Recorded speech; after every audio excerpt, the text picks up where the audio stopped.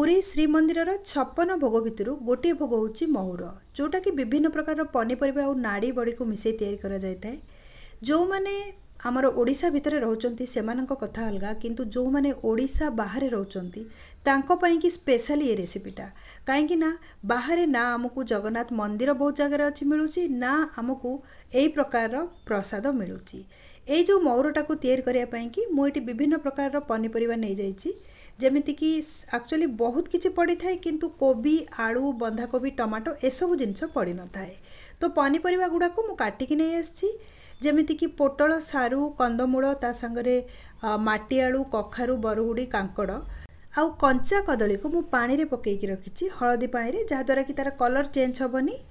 ए सबू परिबा को आमे महुर पाई कि व्यवहार करिबा। प्रथमे गोटे आमे मसला तैयारी करिबा, सेति पई आपण ए प्रकार हेमदस्ता अथवा शिलर व्यवहार करि परिबे। खदड़ा करके मसलाटा को बाटिबा, जेमति कि कुहा जाय थाए जगन्नाथंकर जो प्रसाद हुए सेगुड़ाक केबे भी ग्राइंडिंग कराई न थाए, हाथ रे सब तैयारी होता है। मु एठी नै जाइछि गोटे चामच गोटा धनिया, अध चामच नै जिबा पान मधुरी, गोटे चामच गोलमरीच, गोटा गोलमरीच निश्चय पकांतु, आउ जीरा नहीं जिबा गोटे चामच। सबू जिनस को भल कि आमे कुटी नबा, पाउडर जमारू करेनि, खदड़ा करके आको कुटी नेबे, जहाद्वारा कि मसलाटा महुर रे पड़ला परे बहुत बढ़िया स्वादिष्ट लागिबो। नॉर्मली आमे माने जो खाई थाउ जगन्नाथ मंदिर रे हाथ को केमती खदड़ा खदड़ा कि मसला गुड़ाक लगी थाए ना, चिकन होइकी जमारू हेई न थाए। बर्तमान देखि पारथिबे मु मसला को प्रस्तुत कर नैछि, आ पूरा खदड़ा खदड़ा होइकी मसलाटा तैयारी होइछि, आकु साइड रे रखि दबा। एबे कौन करवा ना कटा परिबा को नहीं जिबा, जेते परिबा हमें काटिचे सब गुड़ा को नहीं जिबा। कदलीटा को पानी रे पकेकी रखिथिली, पानी रू बाहर करके एठी नहीं जाइछि। ता संगरे आउ किछिटा हमें सामग्री मिसेबा, जेमिति कि एठी मु भिजेकी रखिथिली हमर कला बुट जो गोजी बुट मिले सेथिरु मुठाए खंडे, आउ गोटे ताटिया छोट ताटिया मु नहीं जाइछि कोरा नड़िया, गोटे इंच पीस अदा को मु कोरिकी रखिथिली। क्वांटिटी हिसाब रे आपण केते महुर करछंती से हिसाब रे अदा कोरा नेबे। ता संगरे हळदी अध चामच खंडे, स्वाद हिसाब रे लुण नबा, लुण भी क्वांटिटी आपण केते करछंती ता ऊपर डिपेंड करूची। ता संगरे नै जिबा आमे जो कुटिकी रखिथिले मसला, जो चारि प्रकार मसला को मिसेई आमे कुटिथिले सेटा को पकेई नबा। पकेला परे सबू जिनस को भलरे गोळेई नबा, जेमिति कि कुहा जायते जगन्नाथ मंदिर रे तो हाथ लागि नथाय, आमे घरोई शैली रे करूचे, सेति पई कि हाथ रे भी आपण गोळेई परिबे, नहले ए प्रकार रो गोटे चामच साहाय्य रे भल कि गोळेई नेबे। वर्तमान देखिपारे सबू परिबा उपरे लुण आ मसलार कोटिंग पड़े आसी, आपको साइड रे रखी नबा। महुर को मुझे माटी हांडी रे तैयारी करिया जाउची, आपण नॉर्मल कुकर रे भी करि परिबे, नहले को भी कड़ाई रे भी आपको तैयारी करि परिबे। माटी हांडी रे सबू जो परिबा को हमें नहीं जिबा। एक्चुअली परिबार क्वांटिटी जेतेबेले मु पकेइली टिके अधिका हो जाइतिला, भाबिली काळे हांडी तळु खसी आसीबो, किंतु एटा सेमिति हेलानी, प्रॉपर्ली हेला। आपण देखि पारथिबे ना पूरा माटी हांडी ऊपर पर्यंत परिबाटा पळे आसी, किंतु जेमिति जेमिति सिझिला ना एटा सेमिति सेमिति टिके तळकु खसी गला। अध ग्लास खंडे पानी देई दबा एथिरे, तापरे आकु आमे रांधिया पई नै जिबा।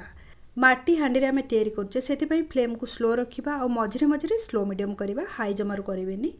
एबे मु एठी माटी पात्रटा को रखि नैछि, ताकू घोड़ेई दबा 5 मिनिट पर्यंत स्लो फ्लेम रे छाड़ दबा, तापरे चेक करिबा।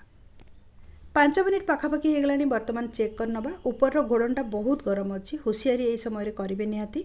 2 चुटकी हेंगु एथिरे पकेबा। नॉर्मल हेंगु पाउडर मु यूज करछि, किंतु मंदिर रे गोटा हेंगु यूज होतिबारु ताकू टिके नाकू पानी रे बतुरे की तापरे पका जाय थाए। मु भी एई हेंगु पकेला परे तापरे टिके पानी पके देछि, अल्प पानी 2-3 चामच खंडे। तापरे एथिरे जीरा सोरिष पकेबा गोटे गोटे चामच, कारण मंदिर रे तो छुंक दिया जाय नथाय, सेतिपई कि जीरा सोरिष डायरेक्ट एमती पड़ी थाए। आमे भी सेई प्रोसेस रे घरे तैयारी करिबा। जीरा सोरिष गोटे गोटे चामच पकेला परे आकु गोळेई नबा। देखंतु मु एठी गोळेई कि आकु तैयारी करूची, आपण थरे ट्राई करि देखंतु। माटी हांडी रे बिना गोळेई कि देखिबे परफेक्ट हबो, तळ आ ऊपर पर्यंत सबु समान सिजिबो। गोटे थर माटी हांडी रे न गोळेई कि भी आपण रेसिपी को ट्राई करिकि देखंतु। एबे 4-5 मिनिट पुणी हे सारिची, आ गोटे थर चेक कर नबा। परिबा गुड़ाक बुट अधा अधी सिझी सारानी, तथापि गोटा गोटा ही रही। एथिरे वर्तमान आमे पकेबा गुड़, गुड़ गोटे चामच पकई नहीं, ता संगरे घी 3-4 चामच पकई दबा। लास्ट को एटा पकेबा। वर्तमान घोड़े दबा आकु पूरी टिके समय पर्यंत घोड़े 2-3 मिनिट पर्यंत आकु आमे कुक होबा को दबा। एक्चुअली ना सबू प्रोसेस को मु स्लो फ्लेम रे करूची, आपण देखि पारुथिबे। भल कि आकु मु गोळे नहीं गोटे थर, आपण चाहिले न गोळे कि सेमिति भी घोड़े की ट्राई करि पारंती, सेमिति भी भल होइताय। किछि समय हो गलानी घी आ गुड़ को पकेबार, आउ गोटे थरे चेक कर नबा।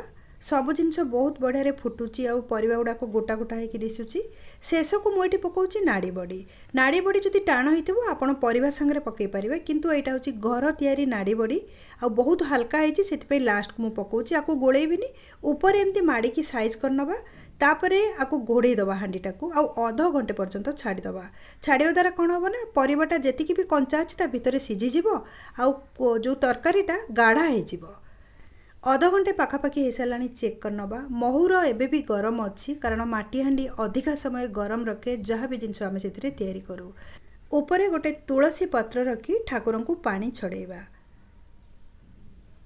एबे आमे चेक करनबा महुर केमिति आपण देखिथिबे अध घंटे पूर्व जेतेबेले मु रांधिकी आकु घोड़ेइथिली सेतेबेले एटा पूरा पतला थिला आ कंचा थिला परिबा पूरा गाढ़ा हो जाइछि आ गोटा गोटा हेकी हेछि परिबा एबे भी किंतु जो ग्रेवी भाया दिशुला ना पानी अंश पूरा शोषि नहीं माटी हांडी आउ गाढ़ा होगी तैयारी होइछि आपण भी थरे एई प्रोसेस रे तैयारी करंतु जदि माटी हांडी करिया को न चाहुचंती सेम मसला मसली रे कुकर रे अथवा कड़े रे करंतु देखिबे भलो लागिबो आ रथयात्रा हो अथवा को भी आपणकर पूजा पर्व हो एई प्रकार रो आपण महुर घरे तैयारी करि परिबे रेसिपी विषय रे आपण मन रे जहाँ भी क्वेश्चंस अछि कमेंट सेक्शन ने शेयर करंतु।